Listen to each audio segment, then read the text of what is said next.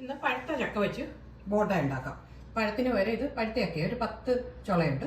അത് മിക്സിയുടെ ജാറിലേക്ക് ഇടാം. പിന്നെ ഒരു 1/4 കപ്പ് ഉണ്ട. ഇത് അഴുക്കൊന്നും ഇല്ലാത്ത ഉണ്ടയാ, അല്ലെങ്കിൽ അരിച്ചെടുക്കണം, തിളപ്പിച്ച് അരിച്ചെടുക്കണം.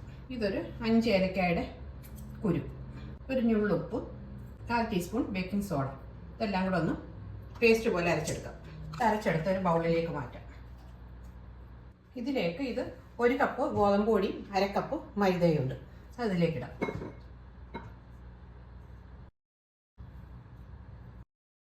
ഇതിലേക്ക് കുറച്ച് വെള്ളം കൂടെ ഒഴിക്കാം. ഒരു 2 ടേബിൾ സ്പൂൺ വെള്ളം കൂടെ ഒഴിച്ചൊന്ന് കുഴയ്ക്കാം.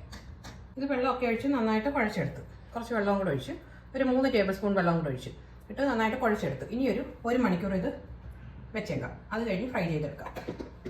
1 മണിക്കൂറായി. ഇതിന് ഇത് ഓയിലൊന്ന് ഒഴിക്കാം ഫ്രൈ ചെയ്യാൻ വേണ്ടി.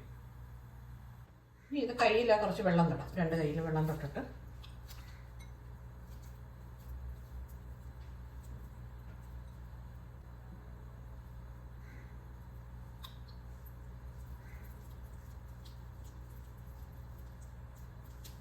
ഞാനെടുക്കാം.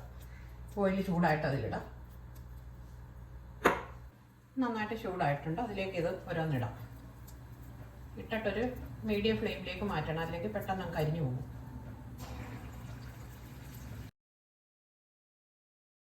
ഈ ഒരു രീതി വേണം അതിൻ്റെ മാവിരിക്കാൻ. ഒത്തിരി വെള്ളമായി പോകരുത്. വെള്ളം ഒത്തിരി ആയിപ്പോയാൽ എണ്ണ ഒത്തിരി കുടിക്കും.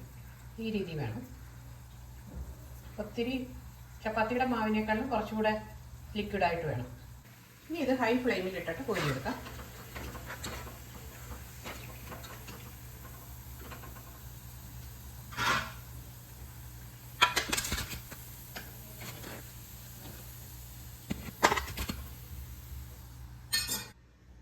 ഇതെല്ലാം ഉണ്ടാക്കി കഴിഞ്ഞു.